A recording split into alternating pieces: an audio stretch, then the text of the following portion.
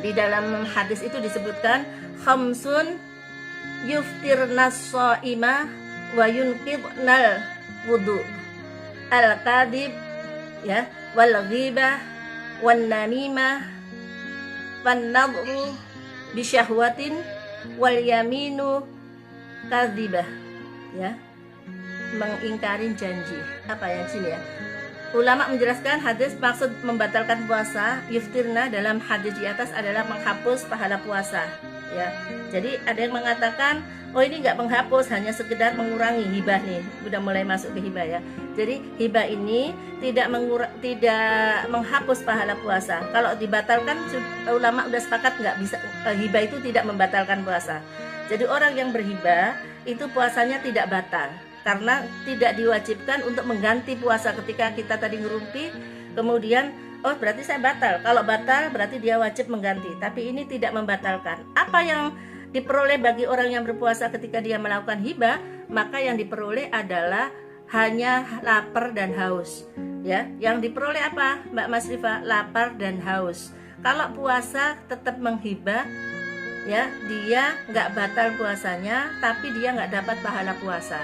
Nah, ini ulama ada yang mengatakan hanya mengurangi tapi tetap dapat pahala, tetapi ada yang itu menghapus, ya, menghapus pahala puasa, seperti hadis yang tadi disampaikan oleh Ad-Dailami, kemudian hadis riwayat Ahmad dan Ibnu Majah, ya, gitu. Jadi hibah, mengadu domba, berdusta, melihat sesuatu yang haram atau yang halal dengan bersyahwat, dan sumpah palsu. Sumpah nih, saya bersumpah nih, kan biasanya untuk meyakinkan. Biasanya kalau ada sumpah-sumpah gini pasti orang yang diajak ngomong nggak percaya dengan kita, biasanya pakai sumpah. Nah ini kalau sumpahnya palsu, diantaranya ini juga akan menjadikan puasa kita sia-sia, karena tidak akan mendapatkan pahala puasa tadi, ya.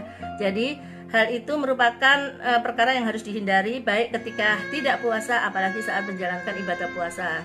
Bu Masrifa, oh kalau gitu hibahnya nanti aja deh, diundur deh habis lebaran, Mbak Masrifa, nggak apa-apa gitu kan. Ini kalau puasa kan mengurangi pahala gitu.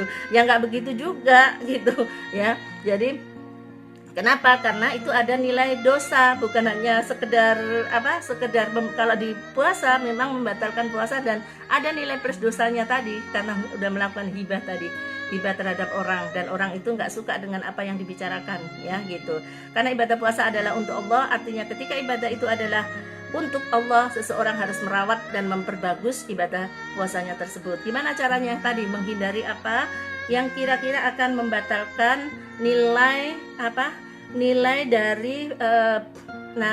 dari pahala puasa tadi. Mas Billy ketawa aja. Jangan bercita-cita untuk ngerumpi atau hibah setelah bulan suci Ramadan, ya. Ini. Kemudian tidak semua orang mengerti tujuan dari ibadah puasa. Makanya tak heran bila ada orang yang berpuasa tetapi dia karena tidak tahu, tidak pernah ngaji, mereka mendapatkan dampak positif dari ibadah yang dilakukan. Oleh sebab itu kata Al-Ghazali membagi tiga, ya, membagi tiga. Apa itu pembagian orang yang disampaikan oleh Imam Ghazali tadi? Imam Ghazali mengatakan ada orang puasa hanya sekedar menahan diri dari makan dan minum, tok. Nah, ini siapa biasanya? Perbuatan maksiat tetap dilakukan. Inilah puasa orang awam, ya, pada umumnya. Mereka mendefinisikan puasa itu hanya menahan diri dari hal-hal yang membatalkan puasa secara zahirnya, ya. Kemudian yang kedua, berbeda dengan tingkatan yang kedua, puasanya orang-orang yang soleh. Orang-orang yang soleh ini puasanya mereka lebih maju dibandingkan orang yang awam tadi, yang hanya puasa lapar dan haus tadi. Puasanya orang yang soleh mereka lebih maju dibandingkan orang yang awam, karena tidak hanya menahan lapar dan haus, tetapi puasanya orang yang soleh ini juga menahan diri dari melakukan dosa, gitu. Jadi percuma berpuasa bila masih terus melakukan maksiat, melakukan dosa, ngerumpi dan lain-lain, karena kelompok ini menilai maksiat menjadi pembatal puasa, gitu. Maksudnya ini bukan maksiat zina. Kalau zina udah jelas kan nggak boleh, itu batal puasanya, ya, gitu. Maksiat mata, maksiat telinga, maksudnya gitu, ya. Maksiat tangan, iseng deh gitu. Nah, atau maksiat lidah, afatul lisan, ya, kita jaga. Kemudian ya itu yang panca indera kita, maksiat yang dilakukan oleh panca indera kita. Kemudian kalau menurut Imam Ghazali lagi ada puasa yang paling khusus, puasa yang nggak, ini paling khusus, nggak tahu kita ini termasuk bagian yang mana, yang hanya menahan lapar saja, atau puasa yang orang soleh, atau puasa yang orang yang khusus tadi. Nah, model puasa ini kenapa dikatakan model khusus? Karena orang yang puasa di bulan suci Ramadan bukan hanya meninggalkan makan dan minum, bukan hanya meninggalkan syahwatnya, tetapi dia juga memfokuskan pikirannya hanya selalu mengingat kepada Allah, ya. Jadi zikrullah, apapun hatinya, kolbunya selalu, kolbu atau hatinya ini selalu dipakai untuk berwirid, untuk berzikir kepada Allah, untuk tawaf, karena menawafkan hati ke Allah ini yang kadang-kadang susah.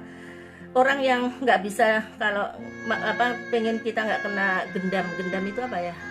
Gendam itu hipnotis ya, hipnotis. Biasanya orang yang terkena hipnotis, gampang terkena hipnotis itu karena kosong ya, pikirannya kosong, kemudian itu gampang digoda oleh pikirannya gampang dimasukin oleh orang lain. Nah, ini karena apa? Karena hatinya nggak berzikir untuk mentawafkan hatinya ke Allah. Nah, dari tingkatan ini kita mengetahui, sahabat-sahabat IG, bahwa ibadah puasa merupakan kesempatan terbesar untuk melatih diri kita supaya lebih baik dari sebelumnya gitu. Jadi apa itu hibah?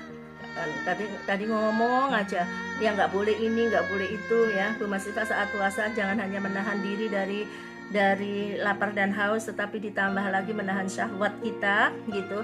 Hibah adalah menyebutkan sesuatu, sahabat-sahabat, menyebutkan sesuatu yang terdapat pada diri seorang muslim sedang ia tidak suka jika mendengar.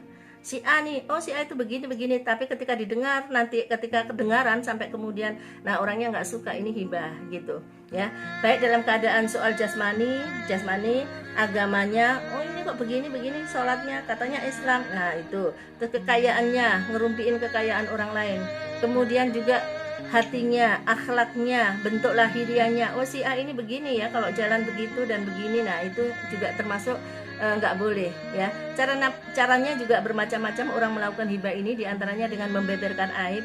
Contoh nih, nggak sadar, iseng-iseng, nah itu dia kemudian bercerita soal aib. Si A gendut, ini ngomongin yang lagi ngomong ya Mas, jangan gitu dong. Nggak Mas, saya nggak tersinggung, memang gendut soalnya. Menirukan tingkah laku atau gerak tertentu dari orang yang diberguncingkan, misalnya lagi ngatain orang kakinya yang cacat misalnya begitu, terus kemudian sambil nggak ngatain tapi ngikutin gerakannya, cara berjalannya begitu ya gitu. Nah, biasanya kan orang taunya hibah itu ya ada yang kita keluarkan dari mulut. Enggak, hibah itu sebenarnya apapun tindakan kita tadi yang berkenaan dengan baik soal jasmani, agama, kekayaan hati, akhlak, bentuk lahir dan sebagainya ya. Ini caranya bisa bagaimana? Hayo, Om Bil, gibah enggak? Gitu. Bukan Ustazah, ampun. Udah minta maaf, saya maafkan. Halo. Iya, Mbak. Ya. Nah, terkait gibah ini kan ada pengaruhnya enggak dengan niat? Terkadang kita ini kan karena ibu-ibu ya, di tukang sayur aja sebenarnya mau belajar di tukang sayur gitu. Tetapi obrolan awalnya obrolan yang positif, saling ngobrol, nanyain kabar dan lain sebagainya gitu. Tiba-tiba di tengah perjalanan tanpa ada niat sudah menjurus ke ghibah. Nah, ini termasuk ghibah atau enggak, Pak? Apakah harus ada niat dulu? Niat kan terkadang ada orang yang dengan secara niat ingin mengomongin orang lain. Tetapi ada kebanyakan hal yang dilakukan oleh kita. Ini kita ngobrol awalnya ngobrol yang positif nih gitu. Tetapi karena keseringan dan kenyamanan ngobrol, lama-kelamaan dia berbelok gitu, tanpa niat gitu kan, menjadi menggibahi orang gitu. Nah, ini termasuk yang ghibah yang dijelaskan tadi menghapus pahala atau bagaimana? Hibah itu mau tanpa niat, mau nggak niat, itu judulnya udah jadi hibah ya. Jadi ya, hibah adalah dosa yang nggak kerasa nih, kata itu Mbak Elvilmani. Ya tadi nggak kerasa, beli sayur atau ngumpul-ngumpul, makanya itu kan dalam kaitan bagaimana kita mengekang hawa nafsu kita, gitu. Jadi gini, biasanya kebiasaan, orang hibah itu kebiasaan. Ada orang yang hobi bahkan ya, bukan kebiasaan. Hobinya itu kalau nggak ngerumpi dia gatel mulutnya. Ya, jadi kalau nggak ngerumpi dia gatel. Jadi setiap ngomong tadinya bagus nih, enak, ujung-ujungnya ngerumpi. Nah ini tergantung kebiasaan juga, kadang-kadang kebiasaan orang gitu. Jadi niat nggak niat, kalau judulnya kemudian dia yang saya sampaikan tadi membuat hatinya orang yang diomongin tadi kemudian terluka, ya itu hibah. Ya, jadi mau pakai nawa itu hibah, nggak ada orang yang nawa itu hibah. Semua pasti yang melakukan hibah itu tidak ada yang niat, kecuali kalau kita sholat pasti kalau Imam Syafi'i malah justru ditegaskan Allahu Akbar sambil niat, dilafadzkan niatnya, takut kita ini salah niatnya, takutnya mau sholat duhur ingatnya sholat asar gitu. Nah ini bisa kita stop nonton acara Ngerumpin. Iya, bahkan begini nih, saya bacakan ada di surat Al-Hujurat ya, ayat 12 nih ya. Bismillahirrahmanirrahim. Ya ayyuhalladzina amanu ijtanibu katsiran minadh-dhanni inna ba'dadh-dhanni ismun. Ya. Wala tajassasu wala yaghtab ba'dukum ba'dha. Ayuhibbu ahadukum ayyakula lahma akhihi maitan fakarihtumuh wattaqullah innallaha tawwabur rahim. Nah, ngomongin gubernur bantuannya hoax ya, itu juga hibah. Kalau kedengaran Pak Gubernur ya, kemudian Pak Gubernurnya sakit hati, nah itu hibah. Kecuali kalau Pak Gubernurnya nggak sakit hati ya. Nih kembali ke surat Al-Hujurat ayat 12. Saya sambil baca ini pertanyaan-pertanyaan di wall ya, wall IG. Hai orang-orang yang beriman, kata Allah, jauhilah kebanyakan kecurigaan. Nah nggak boleh curiga tuh, curiga termasuk bagian hoax tadi. Curiga, kok bantu, masa sih bantu gitu ya. Karena sebagian dari purbasangka atau prasangka itu dosa. Jadi berprasangka terhadap orang lain itu sebenarnya prasangka itu udah dosa gitu. Makanya kita disuruh bukan suudzon tapi husnudzon sebenarnya. Kita disuruh husnudzon. Kenapa? Supaya nggak tadi terjadi lama-lama kalau kita suudzon itu bisa hibah jatuhnya. Ya karena kita praduga tidak tahu dengan hal yang sesungguhnya gitu. Kemudian lagi, dan janganlah mencari-cari keburukan orang. Ini termasuk hibah tadi. Kemudian janganlah menggunjing satu sama lain. Adakah seorang di antara kamu yang suka memakan daging saudaranya yang sudah mati? Ini diibaratkan orang yang menggunjing kemudian melakukan hibah, itu ibaratkan dia memakan daging bangkai saudaranya yang sudah meninggal ya. Jadi gimana itu? Apa nggak enak ya orang makan daging orang yang saudara kita yang sudah meninggal gitu? Maka tentu itu kamu akan merasa jijik ya, jijik kata Allah gitu. Dan bertakwalah kepada Allah, sesungguhnya Allah Maha penerima taubat. Udah terlanjur Mbak Masyifa, gimana dong? Ya istighfar, astaghfirullah gitu. Robbal baroya, astaghfirullah minal khotoya. Jadi puasa-puasa harus banyak istighfar. Kali-kali aja nggak sadar nih kita, ya nggak sadar, tanpa sengaja ngegosip, tanpa sengaja tadi ngerumpiin orang dan lain-lain gitu. Sahabat-sahabat IG yang dimuliakan oleh Allah, jam berapa Mbak Farida ini ya? Ini sudah di udah di penghujung ya. satu pertanyaan terakhir. Apa Mbak? Terkadang kita ini punya teman yang sudah saking deketnya, ini sudah saling memberikan evaluasi. Nah, saking dekatnya memberikan evaluasi, terkadang ini ada yang misalkan ada gerombolan teman, yang satu tidak ada, tetapi atau belum hadir.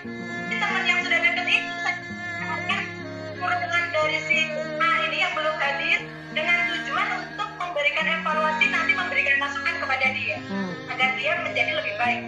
Ini termasuk hibah juga atau bagaimana? Gini, hibah itu ya, hibah itu kalau nggak ada orangnya. Kalau ada orangnya berarti kita nggak hibah. Ya, kalau ada orangnya nih, kita ngasih tahu, lo begini kan langsung di depannya nih, berarti itu nggak hibah. Karena ada orangnya kan.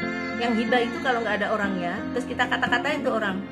Kita kata-katain orangnya, baru kemudian orangnya setelah mendengar itu tersinggung.